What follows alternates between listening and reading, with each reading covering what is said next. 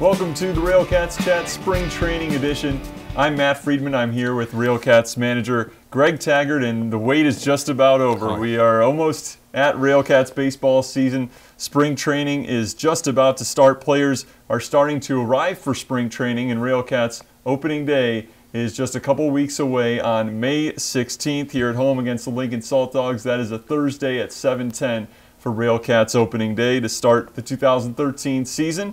Single game tickets are on sale now. Go to railcatsbaseball.com. You can also call 219-882-2255. And the RailCats promotional schedule has just been released, so go online to railcatsbaseball.com and check that out for the great giveaways, the entertainment, and the deals that we have for every RailCats game this season. Now, as we turn it over to you, Greg, to talk about RailCat spring training, I want you to take us through a day of RailCat spring training. What does one of the players on the roster or one of the spring invitees, what do they go through on a daily basis? Well, you know, Matt, one of the things we were discussing earlier was spring training. It's not when people hear that phrase, you know, the average fan or even our fans sometimes think, well, we've got a long spring training. It's really, and as you mentioned today, we're talking virtually less than 2 weeks, 12 days officially in camp.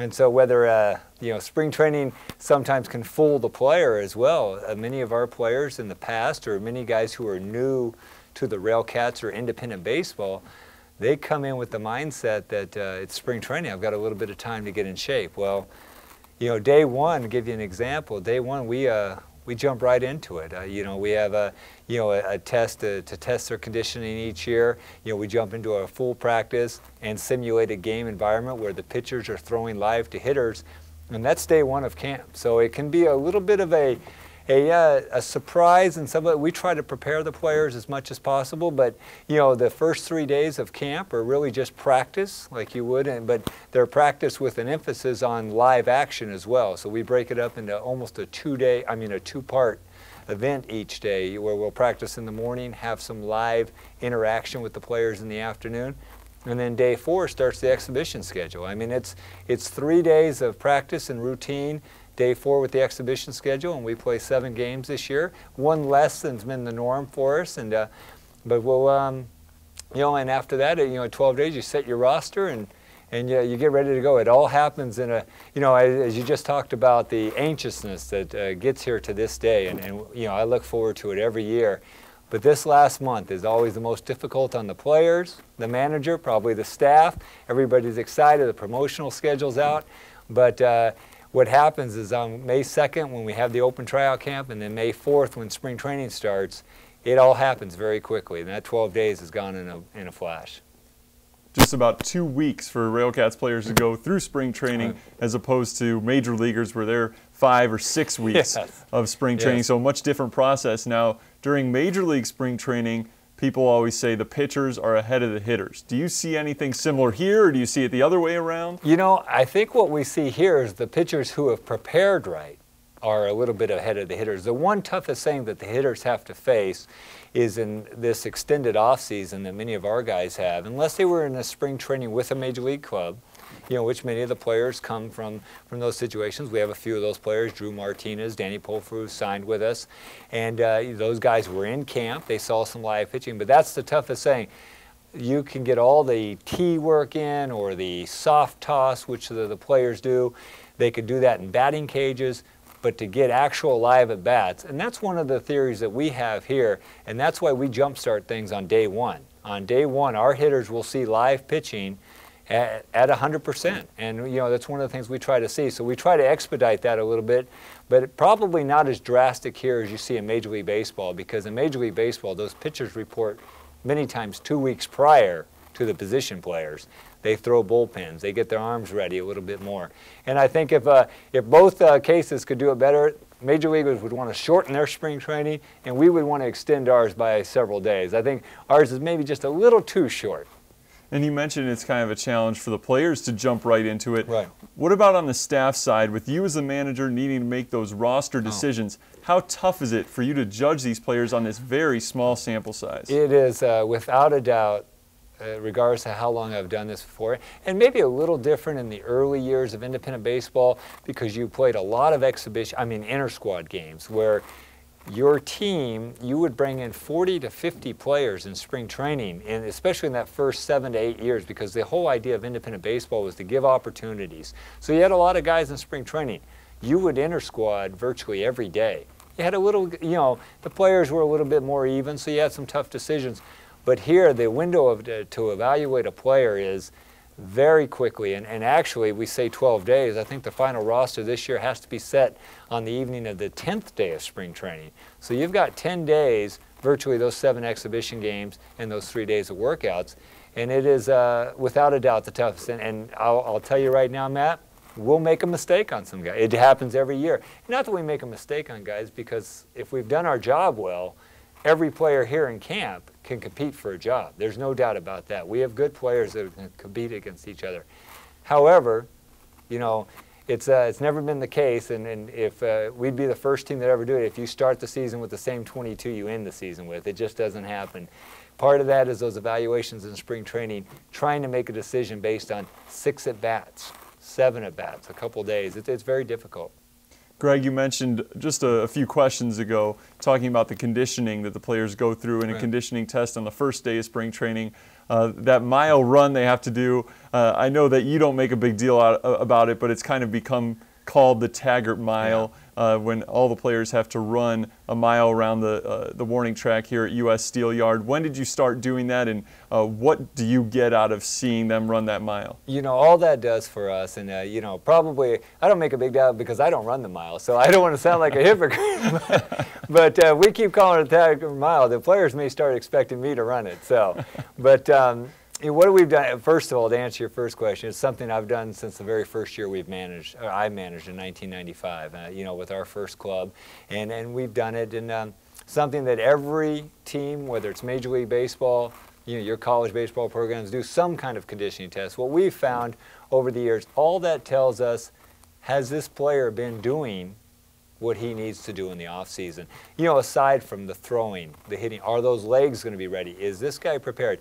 We don't base the mile run on whether this guy's going to make our club or not. We've had many 8 or 9 minute milers make our club and make an impact, and we've had several players, you know, from the other side of the coin that have ran the 5 minute mile that haven't made the club. It just, but it is a gauge of, did a player do what's necessary to come in ready to camp, and that's really all it is. And now you also talked about some late additions to the roster. Right. The roster's right now full at 28 players going into spring training. The most interesting addition is pitcher Takahiro Matsuka coming over from Japan. This would be his first time playing in America. What made you decide to sign him, as he had a tryout here at U.S. Steel Yard, and what role do you hope he can play on this team? Well, Matt, as you know, you were directly involved in that process with Takahiro, getting him here. You know, here's a player who had a couple seasons in the big leagues in Japan, and unfortunately for the Japanese players who get to the point, as many of our players currently are, whether they're the Mike Massaros or the Christian Guerreros, guys who've had long minor league careers, even guys who have tasted a little bit of that major league time, there's not a lot of places in Japan for the player to go back to. One minor league team per major league team. So it's very limited, the opportunity. So that's why we see several Japanese players each year pursuing baseball, you know, in the United States. You know, many of the ways that these players are pursuing it, they're using independent baseball as that avenue. We've been fortunate with our contact that helps us out with Japanese players to have several good players here. And this person came from that gentleman in Los Angeles, was willing to, I guess what impressed me more than anything, as you know the day, was willing to fly out from New York on his own, show up at the ballpark, and if you remember, that day was a little cool and crisp. And here's a player who you know, came out to want to, you know, his passion to continue playing and to prove he can play at the major league level was something that was hard to ignore. Now, based on that tryout, we're not absolutely sure he's going to make the club. It wasn't one of these things, hey, this is a no-doubter. But there was a lot of things there, and I think you saw that day, you know, his commitment to play was something very special, and we thought it was worth at least taking a chance on him. And do you see him as somebody who would come out of the bullpen? He mostly did in his career in Japan. You know, one of the things we think is that we've asked him to come here prepared to start, and we can always make the adjustment from there instead of the other way around. And that's the way we do it with a lot of players, or a lot of pitchers. But we think in his case, coming off a couple of injuries, the bullpen can be a little difficult for the player to make the adjustment to, throwing every day, the wear and tear. We think we can monitor it better if he comes in prepared to start, stretches his innings out. So that's what we're going to ask him to do. I think we saw in his statistics he had started a little bit in his minor league career, so he's got a little bit of a background. He's got the pitches like a lot of the Japanese players do, and as you saw that day, he throws 5 different pitches. He, you know, he has that capability. You know, although we had success in the past with Koichi Masawa, really the best reliever the RailCats have ever had, you know, work out of the bullpen with that same type of repertoire. But we're looking at right now at Takahiro competing for one of those jobs in the rotation. Previewing RailCat spring training with RailCats manager Greg Taggart, and always in spring training there are those big position battles. Yeah. Where do you expect we see those on the diamond this spring training? Well, maybe more so this year than ever, and as I think we've gone into the last few years in spring training, we have been very experience laden on the position player side. And you know, we've talked about it before, Matt, but we made a conscious effort midway through last year to get a little younger in some position areas. You know, so as we went into camp, some of the rules that are in place in the American Association, the number of rookies each team had, you know, we've been utilizing those rookie spots really from the pitching staff standpoint. Now the only effort was, let's find as many good young position players as we can. But with that, there's a variable. You know, they have to compete for jobs. There's no guarantees. You know, we have some competition in the outfield. Although we have Mike Massaro and Adam Klein, the return of Christian Guerrero. Christian faced some injuries last year, returning to us. He'll do a lot of DHing this year. That's one of the things that we're going to ask Christian to do. That leaves that center field job interesting. We have a veteran, Chris Colton, who is, you know, known to be a premier defensive outfielder, but he's been away from the game for a couple seasons. We have a young outfielder we signed, Drew Martinez, to compete for that job. So there'll be some nice competition there. Really the competition in that middle infield with shortstop and second base, 2 of the young players we signed last year, Zach Mitchell, Chase Tucker, who we like.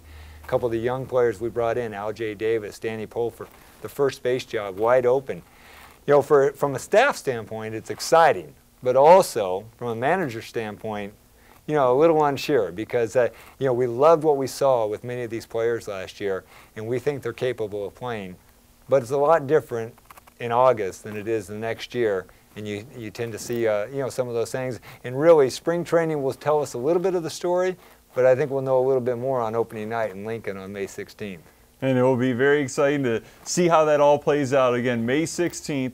RailCats opening day here at US Steel Yard, a 7:10 start, and that's going to be a Thirsty Thursday as well with $2 Miller Lite and Miller Genuine Draft. So we look forward to that, and you can stay tuned to our YouTube RailCats TV channel as we'll have more interviews and features throughout the 2013 season. Well, that's some nice merchandise. I think we should buy up some of these yeah, mini bats, baseball.